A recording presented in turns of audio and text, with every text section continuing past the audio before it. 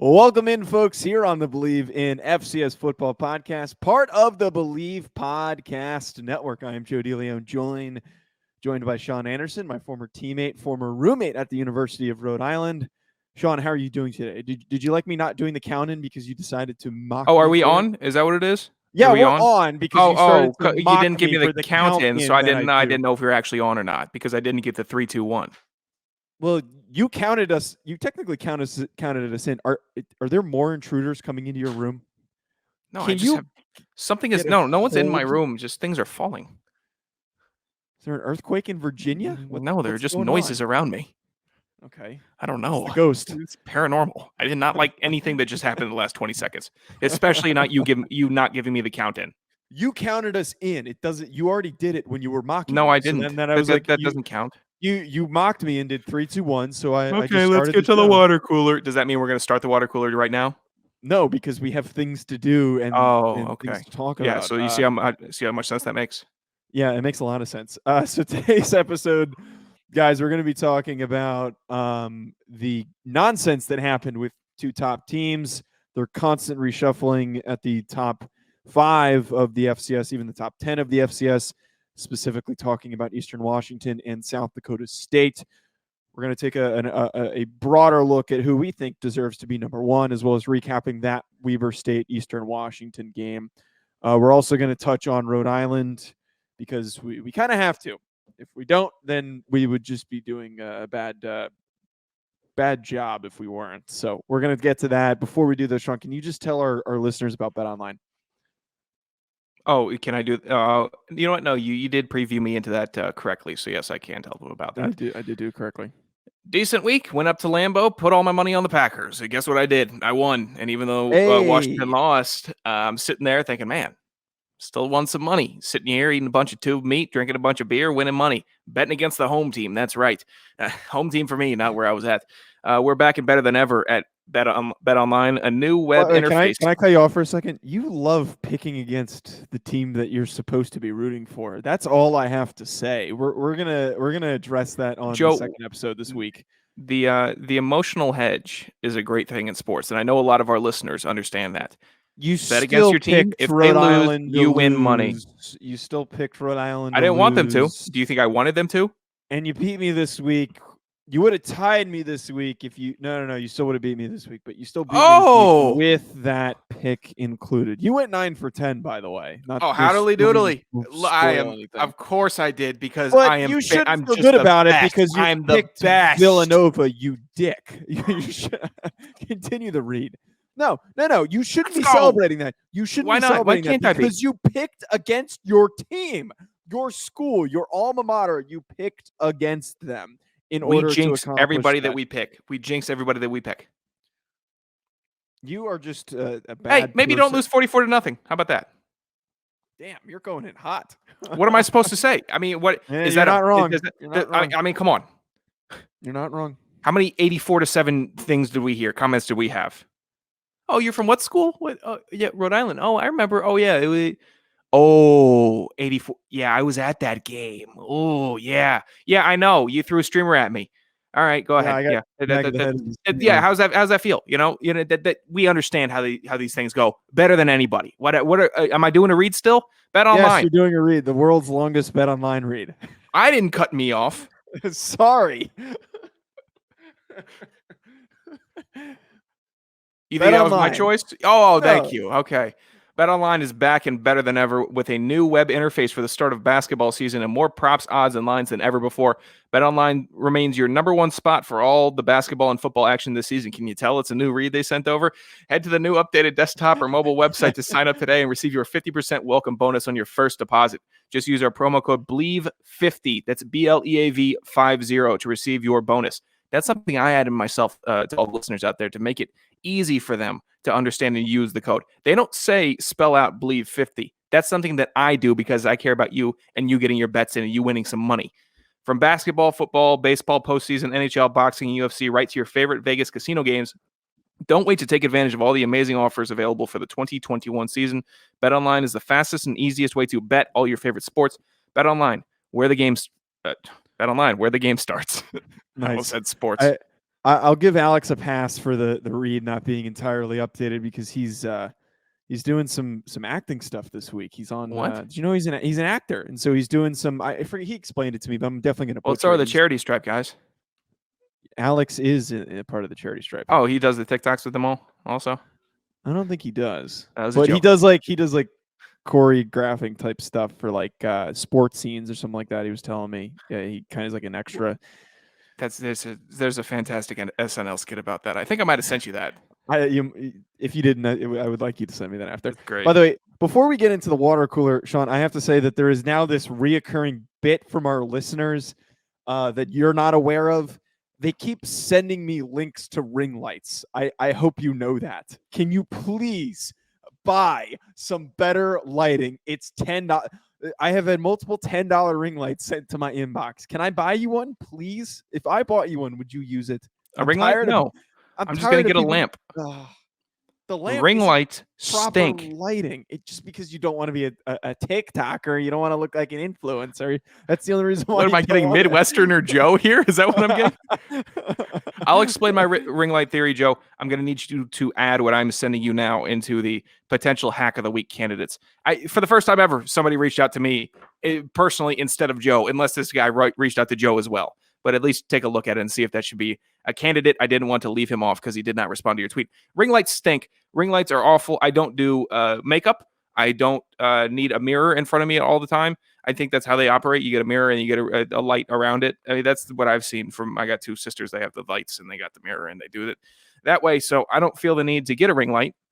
Also, you realize that it is like become an industry standard now that if you produce stuff from home, that's what they send people is ring lights. That's all they send because it's a modern piece of technology that properly lights your face without entirely blinding you. Otherwise, have you heard the audio from the industry standard? Have you heard what they put out? That's true. While we're doing a little bit of housekeeping, I need to get with the VO guy. I got a script. Yeah, I got a script for him. Okay, let me ask Brian. He was under the weather this past week.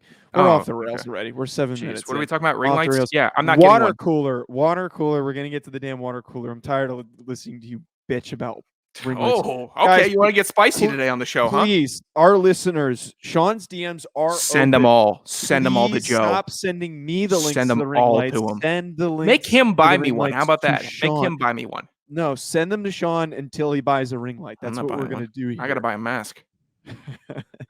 All right, let's pull up to the water cooler. Let's get some water. Sean, we have to address the first thing at the water cooler, but did you see that our alma mater of the University of Rhode Island Rams, they had a really important game this weekend. They traveled all the way down to Philadelphia, a game that was actually hyped up to a good extent, which justifiably so. It was an important one for if they won, it would keep them in contention to potentially win a CAA title. It would keep them in strong consideration to make the playoff. As long as they played close in this game, they would have been considered a playoff team.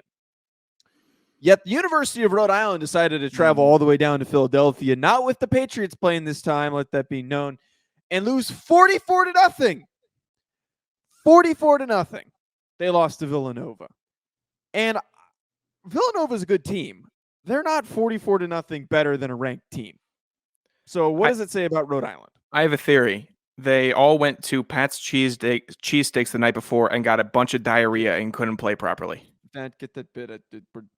I'm skipping over that bit. Regardless, why are you skipping over that? I'm not addressing that bit. I'm just not. I don't want to talk about that on this show. We're not talking about cheesesteaks on this show. No, it was a DeLeone family thing. That's all. We're not doing this. It's the funniest joke I've ever told. Joe has no-sold it, and now I need the listeners to understand. I told a Furman joke a while ago. Joe no-sold that. That's the funniest joke I've ever said on this on this show. Joe is so tilted by it. He can't handle it. I don't want that joke you made to the context behind it to be public knowge. So I'm just gonna keep that because I can't entirely I am yet to actually 100% verify the validity of it. You're such a liar. I'm only going off the word of family members. I'm just gonna leave it at that. I got some calls to make after this show. Go ahead, make some phone calls. Every family member has verified it, but I am yet to find proof anywhere else. All right. Regardless, the game, bloodbath. We were actually, when me and my dad were, whatever we were doing, driving down to Titletown, it was checking the score in the car, and then you see the tweets. Oh, Andre Blackett forces a fumble, and they get it on Villanova's 19. Like, oh yeah, here we go, maybe. And then check the score. It's 24-0. Oh my god, it's only the first half. And it gets 44-0. I'm like, oh, it's a bad week. It's not good. No one's gonna ever say it's good. And every team has them. The Bills lost to the Steelers, right? The Titans lost to the Jets. It happens. Mm-hmm. But it needs to be more competitive, not only for just the score visually, but actually, no, for the playoff committee, for the voters. It is imperative. You can lose to Villanova. Villanova's a very good team. They're a top 5 team. Would you disagree? No, they're a top 5 team. You can lose to them and still make the playoffs. Yes. Losing 44-0 completely disestablished. It destroys all of your credibility that you've built up in the first 5 weeks of the season. You lost to Tarleton. It happens. 2 lost teams can make the playoffs. We've seen 3 lost teams make the playoffs before. It's okay. But you cannot lose 44-0 because that just and they know it too. And I know Ivory sometimes listens. We have other people that listen. So it's just that's just us putting it out there. Like, we really wanted it to not be. We don't do the homer bit either, right, Joe? We try our best not to. Right. Well, we do it. We're not just as disappointed. bad as it's just because we know what they can do. Frustration. And I honestly, I'm hoping that it's not really something that's correctable at this point, because they've already dug themselves into a hole. They've already established a really strong start to the season. You cannot come back from a 44-0 loss. They would need the remaining seeds, or just the remaining unseeded teams rather, that make the playoff to completely collapse and have a bunch of bad losses. They will be lucky to make the playoff in my eyes. They need to win out. They need to win out, but I don't even know if that's enough. 44-0 is something that is just going to be an ugly mark on the game. And I know it was raining in this one. I'd say this. I'd say the Delaware win negates the Towson loss, right? So then we're looking at one bad loss. I'd say that that's just my caveman approach to the playoff. I know there's a bunch of different things, and that's how it works. And I don't want to spend the whole show talking about this game because we have a lot of other stuff to break down, but they need to win out. And if we do have any people from Rhode Island listening, I'd be surprised because no one voted for us to go to a game there this last year. Oh yeah, not a single person voted for us to come home, which is most of my followers are Rhode Islanders, I thought. Not anymore. I thought maybe I'd get a text from Shane. Yeah, what the heck? Maybe people were just so wow, they're not going to just come to Rhode Island. Maybe that's what it was. I don't think anybody likes us. I think everybody that knows us is tired of our shtick, and they say we don't want that here. If we're being real, we were pretty big dicks about some things when we were there. So it is what it is. People hate the successful ones. Some of it might have been a little validated, but some of it, the athlete ego thing. It's hard to get past that sometimes. Yeah, and I'm cool with sticking with it. Sean, can you tell us about this is a 2-parter. Can you tell us about the next thing that we might have missed? Well, speaking of our upcoming trip, I hope this doesn't spurl it, but South Dakota had a bad weekend. Spurl it.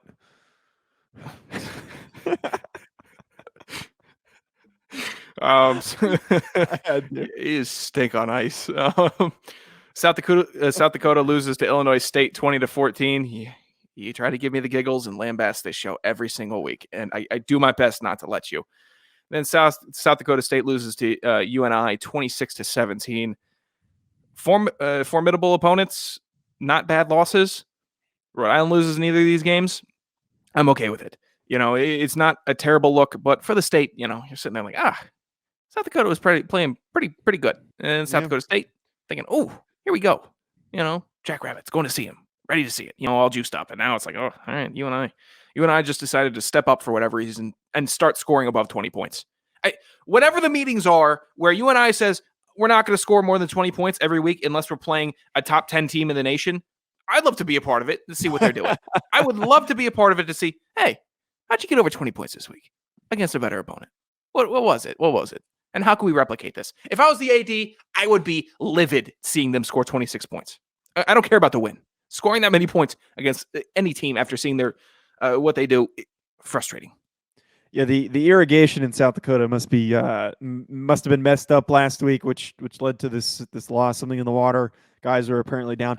The South Dakota loss is disappointing. Yeah, that was a weird bit.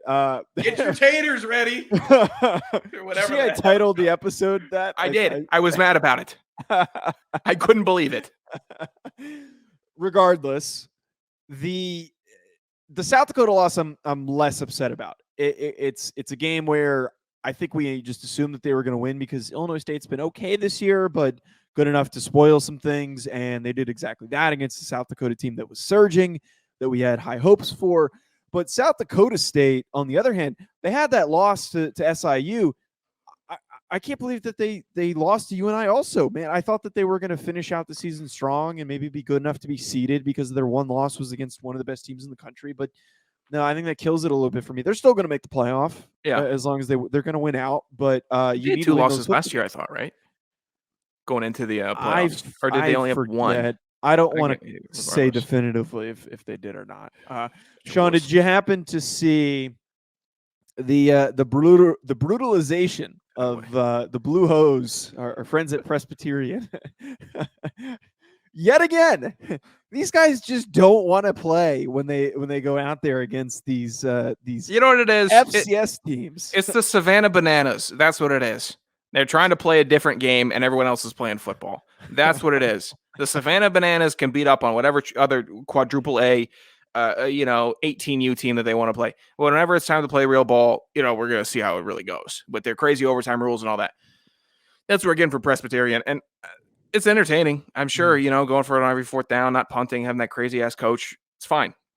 People will call him crazy until he revolutionizes the game. I think that you only revolutionize the game once you start working laterals into the game and being able to pitch back after receptions and such, and running backs being able to pitch back. Whenever that happens, I think it'll be revolutionary. I think Damon Amendolara had that take about 10 years ago, I think. Which is pretty stupid. And it's stuck with me. You think it's stupid? Okay, just wait. Stupid. Well, you didn't let me share the score, though. So Presbyterian lost to San Diego 69-28. So that's another burger there on the scoreboard. Do you think they let up 100 if they played like a North Dakota State or no, if they played Eastern Washington? Is that 100-pointer? Yes. I want to see that. No coach would allow it to go to 100 points ever, but that's pretty damn close. Wait, I want to pull up this remaining schedule. Okay. I mean, they must have given up over 200 points within the last 3 games. So to answer that question, okay, I want to recap their season really quick. They beat St. Andrews 84-43. They beat Fort Lauderdale 68-3. They then followed that up with a 72-0 loss to Campbell, a 63-43 loss to Dayton. They lost to Moorhead 38-30, so that's their one good game. Davidson, they lost 70-35 and then 69-28 this past weekend to San Diego. They have Stetson, Valparaiso, Marist, and St. Thomas of Minnesota remaining. I think on the top of my head, that's over 300 points given up through the season so far. I don't know how that is. Just they're on pace. They're on pace to average, I think, what is that, 50 points a game if everyone else scored. Yeah. That is bonkers.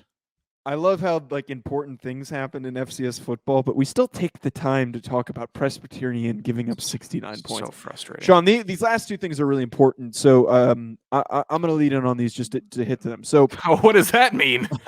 What shut the up hell and does listen. that mean? All right, I'll kick my feet up here. No, that's not what I'm saying. Teach me something here. These go together, and I want to get into them. That was my point. JMU is connected to the Sun Belt in their expansion. Last week at the end of the week, we did an episode with Jack Fitzpatrick, who was fantastic with the JMU sports news, and he gave us a lot of really good information. It sounds like that is pretty much finalized at this point. Bill Connolly has been following this story. All these teams were leaving the Sun Belt, so the Sun Belt needed to make some moves, which is a really good, fun conference that plays in that lower southern part of North Carolina, Georgia. That's where a lot of those teams are.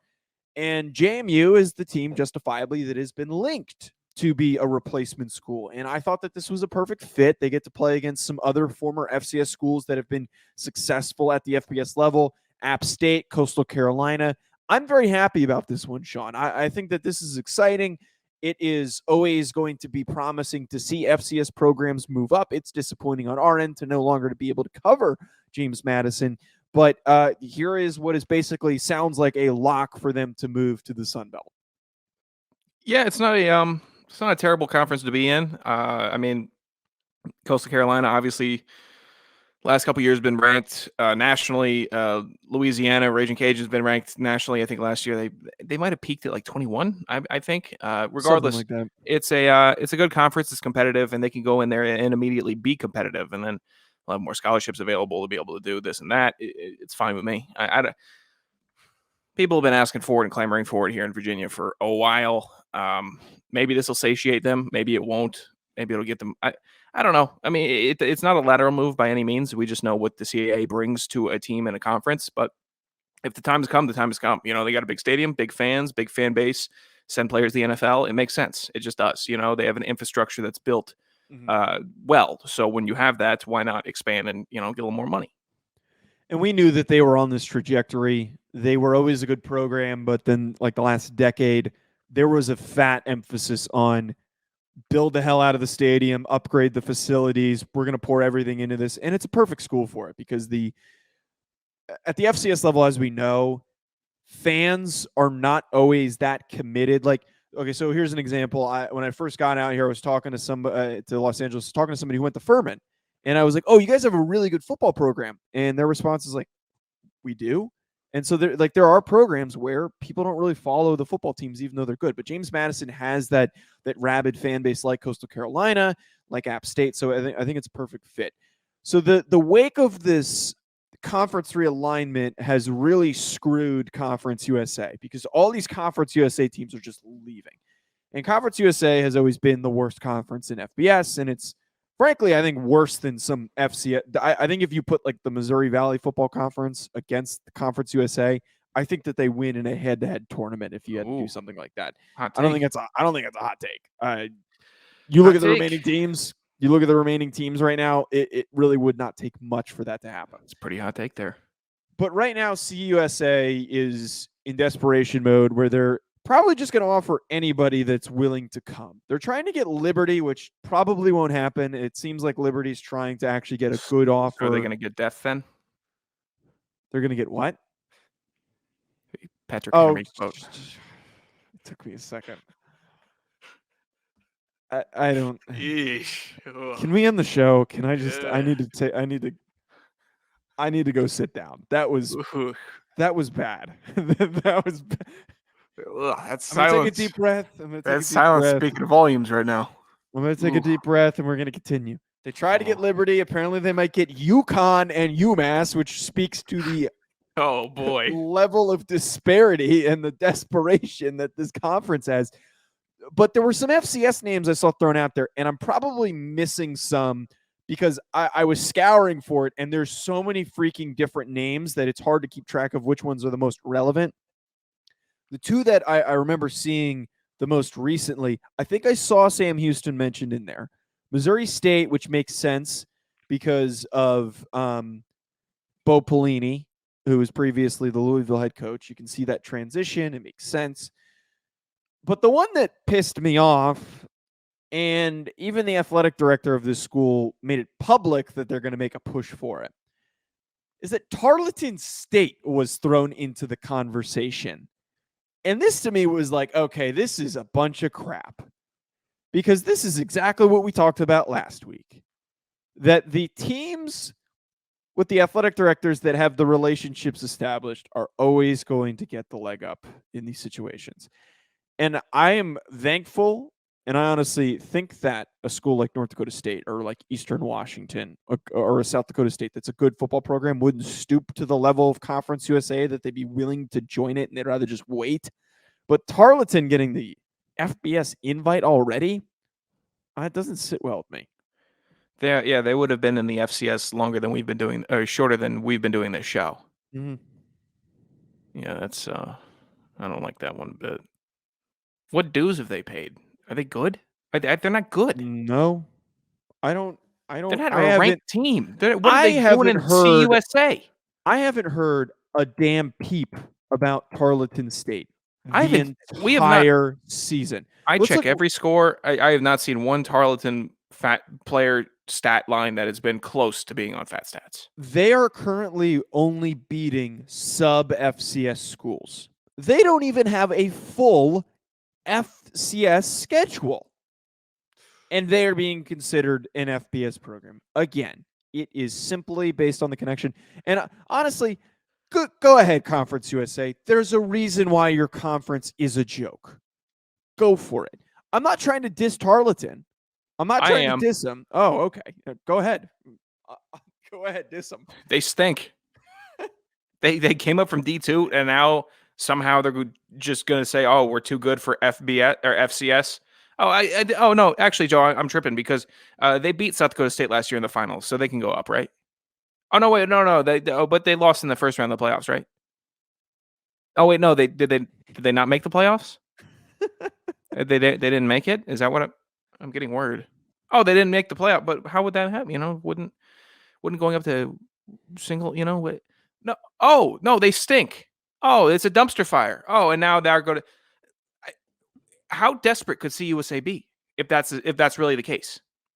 Well, Tarleton's. Oh boy, let me get. They do have the most defiant win out of any FCS program in the last year, which is a 43-17 win over New Mexico State in their first ever FCS game in the spring. Bro, apparently that was enough. Montana beat Washington.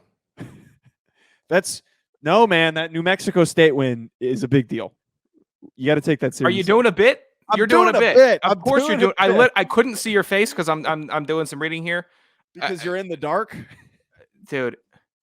Oh no, Joe. They lost to Eastern Kentucky 20-3. Oh, that's not too bad. They beat New Mexico Highlands 40-21. That's a big one. They beat Fort Lewis 54-7. They came close to beating Stephen F. Austin. They lost 20-10. Oh, they kept it close to Southern Utah. They lost 40-35. Yeah, that's awful. They play Sam Houston State this week. Put them on. They're on FC estimates, and the next week next show they're on FC estimates. Please walk on radio, guys. Please make an example of them. Please. And don't Sam Houston. Don't go to Conference USA. We don't associate with them. We don't like Conference USA. I'd be cool with it over Tarleton. Yeah. Sean, let's get to our headline this week. So I want to quickly touch on the Weber State Eastern Washington game, but I want to have a broader discussion here on who the heck are the actual real top dogs in the FCS right now, because it is impossible to figure it out. I'm done trying to be definitive. It's impossible, but we'll give it a shot.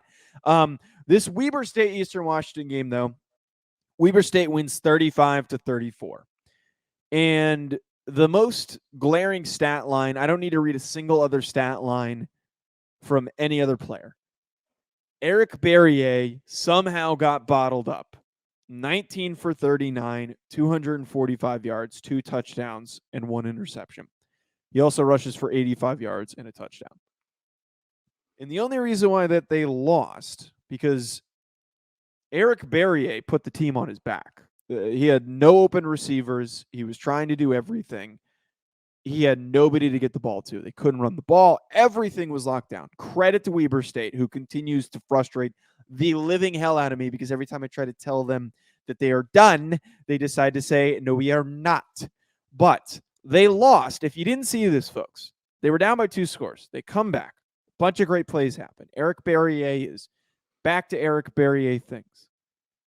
And the freaking kicker on the game-tying touchdown is handed the layup extra point that any kicker is more than capable of doing. The ball comes in, snap is fine. I believe the laces were out. And Buddy shanks it. I'm not even going to validate this dude by looking up his name. But how the hell do you miss the most important kick of the season against a team that you're supposed to be beating? They lost single-handedly because of that. I hope that's not too aggressive. It's not. It was a fluky game. Weber State had some tricks up their sleeve. They schematically were getting a lot of pressure on Barrier throughout the game. The defensive backfield for Weber State matched up very well against Eastern Washington, really apparently. Well. And that's just the team that they were looking for to get them, I guess, going again, even though they gave up 34 points. Regardless, the kicker missing the kick, I'm not going to beat them up too much because that's what everybody does with the kickers. You win the game without having to rely on that. We're all good. The concept of losing that game in that fashion is frustrating, given that it really was a one man versus 11, and we're not making this out to be a Barrier suckfest every week. He's just phenomenal, and this is what we're going to do. I remember Trey Lance, and when he was at the FCS level, how would you not talk about him in this fashion? And it's frustrating because as soon as we think we have the landscape of the FCS and who's really going to be taking it and who's going to be going to the playoffs, something like this happens, and you're just sitting there like, oh, what's this mess on our hands that we have to navigate? Yeah, we got some hack takes about how Eastern Washington's just going to completely collapse and fall apart. But it's frustrating to figure this stuff out, and I think you described that game perfectly, where in a game that they realized, all right, we're going to literally shut every option down, and we're going to tell Eric Barrier, try to beat us. Because they didn't really even have much of a pass rush. Like, it felt like they weren't really getting after Barrier to an extent where, like, guys were coming in unblocked and he was getting popped and they were blitzing him. They dropped freaking everybody, which is kind of the Iowa State defensive approach that worked last year and works from them when they play these highly prolific offenses that put up a lot of yardage and numbers. That was the approach. It's drop as many guys as you can, play really, really good coverage. Just let this athletic, smart, talented quarterback stand there and overthink the hell out of things. And that's kind of also the approach we're seeing with bottling up Patrick Mahomes in the NFL. And it's what you have to do when you're dealing with the best player in the country. They did it really well. This is a well-coached football team. And I'll admit I was a bit too negative on Weber. No, they did it well enough to be tied with Eastern Washington. Yes.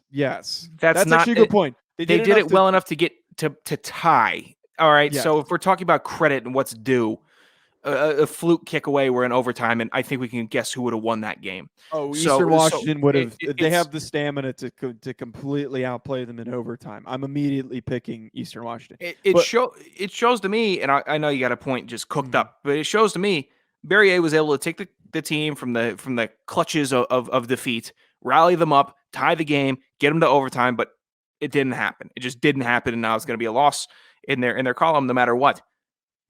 Weber State should have been tied going in overtime. So if they're taking victory laps doing this and that, congratulations, I guess. I don't know. I can't be too high on that, given that it was a 35, it should be a 35-35, and you also gave up 35 points in a game. Mm-hmm. Yeah, the one thing I just wanted to close it out with, as somebody who was a former specialist, when I see a specialist make a stupid mistake like this, I'm going to lay into you harder than anybody. You don't miss those kicks. You can't miss those kicks. That is something that you drill in practice every freaking day. And if you can't do it, you shouldn't be playing. That is a mistake that you can't correct. If you do not have the mental fortitude to just hit a kick in a layup, we're not asking you to hit a 50-yarder, dude. We're asking you to hit an extra point. We can't keep missing these kicks. That was so disappointing to know that a specialist cost them that game when Eric Barrier did everything that he could to put them back in position to win. What are you going to do? Good win, Weber, I guess. Yeah, good win, Weber, I guess. Sean, I just want to wrap this up before we get to Fat Stats.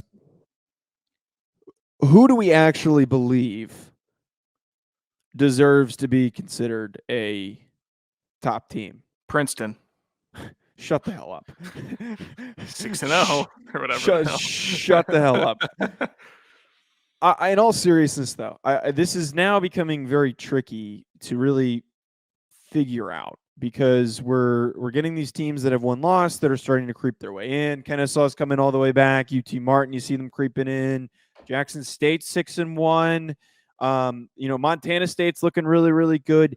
But I think if I had to actually pinpoint who really has caught my eye, and who I think is actually the legitimate contenders, Sean, I'm throwing these names out there.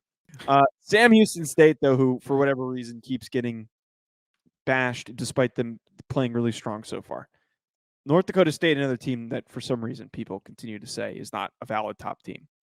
They still deserve to remain in the conversation as one of the best. Southern Illinois has proved it, especially with that South Dakota State win. And then I'm also tossing in Villanova. I need the others the remainders to prove themselves.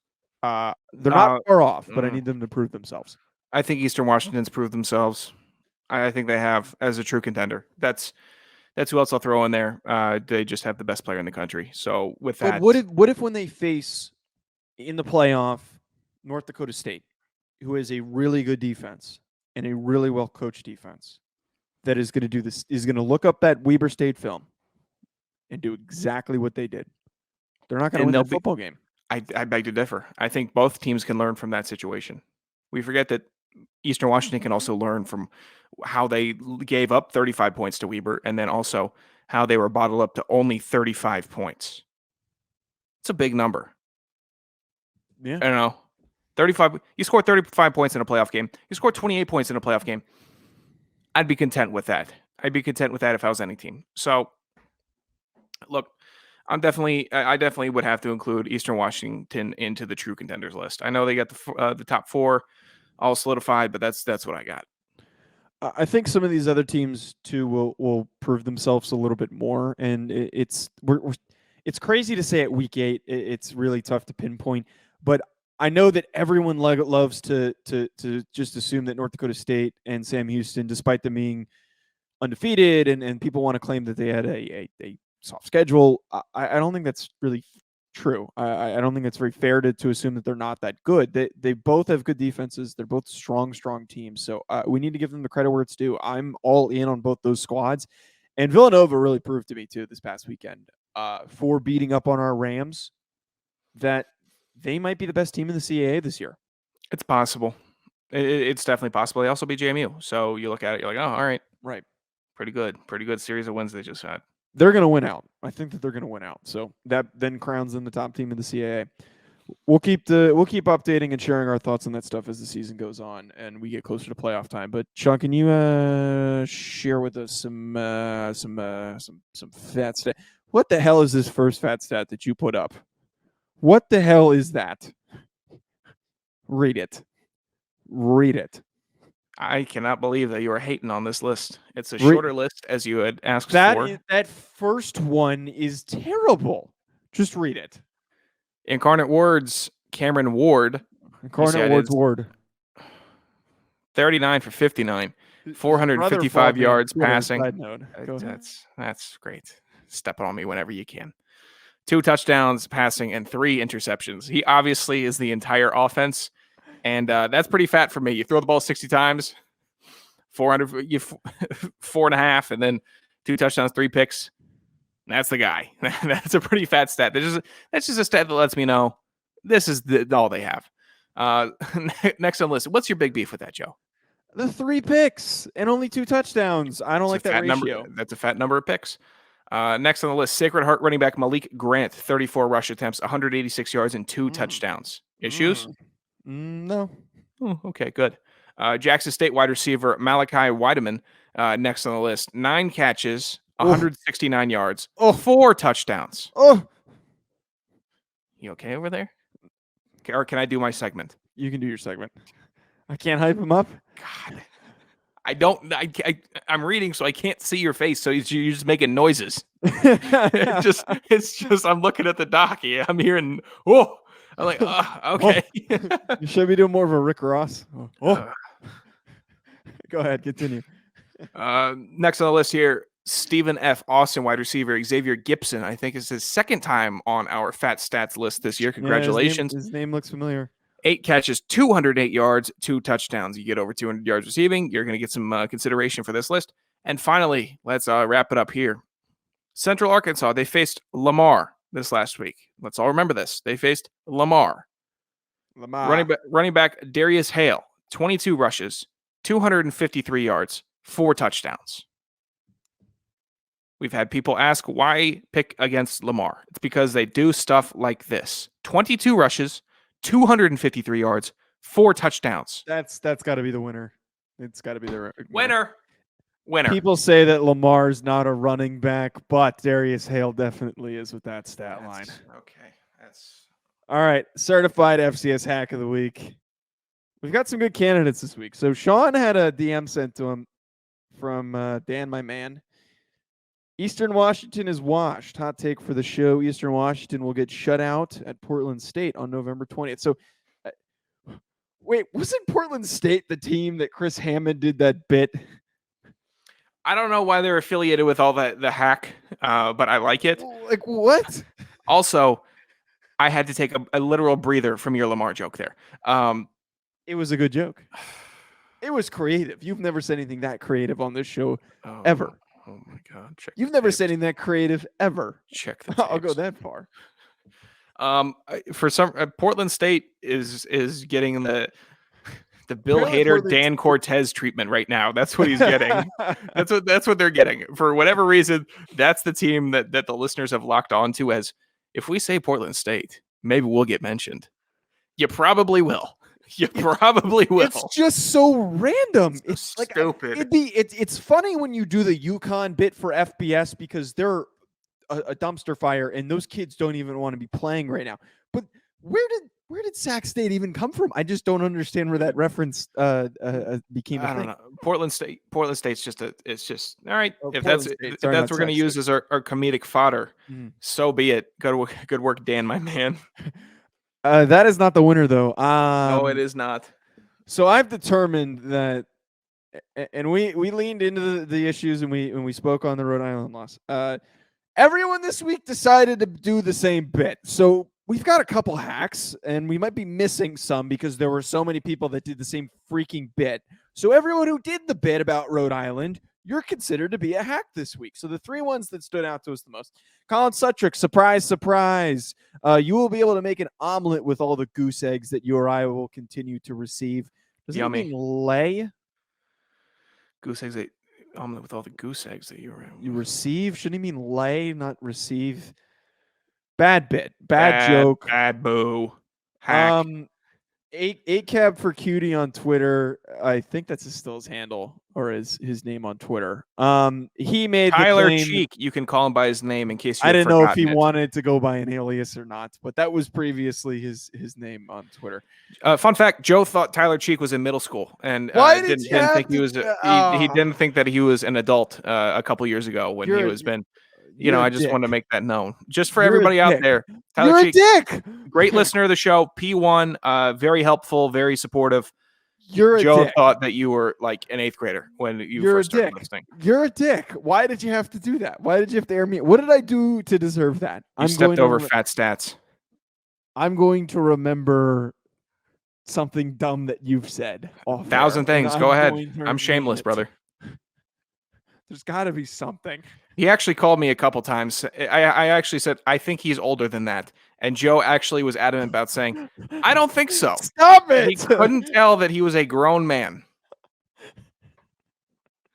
Stop it. It's so disrespectful to him. Yeah, it is. It was a mistake. I didn't know. You could call him by his real name. He is a friend of the show, is what I am confident enough to call him. And then you are going to give out his it's not like you can't say Tyler Cheek. Can you? Oh my God! You know what? Hack of the week is Sean. No, what is that? You can't choose hack that. Hack of the week. No, I don't get to be hack of the week. Eric, no, there is a code that you have violated because you and I say stupid shit to each other because we make mistakes constantly to peel back the curtain. All the time. Constantly. You think I know every FCS team? Everything, stuff that we cut out of the show too, that we make mistakes. Off air, it is constantly making mistakes. We're not cutting my mistakes out of the show. Let's make that be known. I'm as transparent a broadcaster. I think we have had to before. I'm pretty sure that we. Okay, if that has happened, it was very young. Have we done it in the last year? No, but we did do it early on, and this mistake was early on. So you unearthed. No, we were like a year in. Early, you just unearthed. We were like maybe 2 years in, actually. You just unearthed an early mistake that I made because I didn't bother to actually check his profile, and I went off of his profile picture. And I'm sure, Tyler, that people say that you look young for your age. I thought that you looked younger. It took me to literally find your LinkedIn to find out that you were. He thought you were 12. Stop! God, you couldn't tell. You couldn't tell by how he was tweeting us. You were literally the worst. Sean's the hack of the week. I'm not reading any more. I'm not hack of the week. No, I'm not. No, you don't get to pick because you violated the broadcaster you to call code. Friends of the show by you could call friends of the show by their names. That's what it is. He's a friend of the show.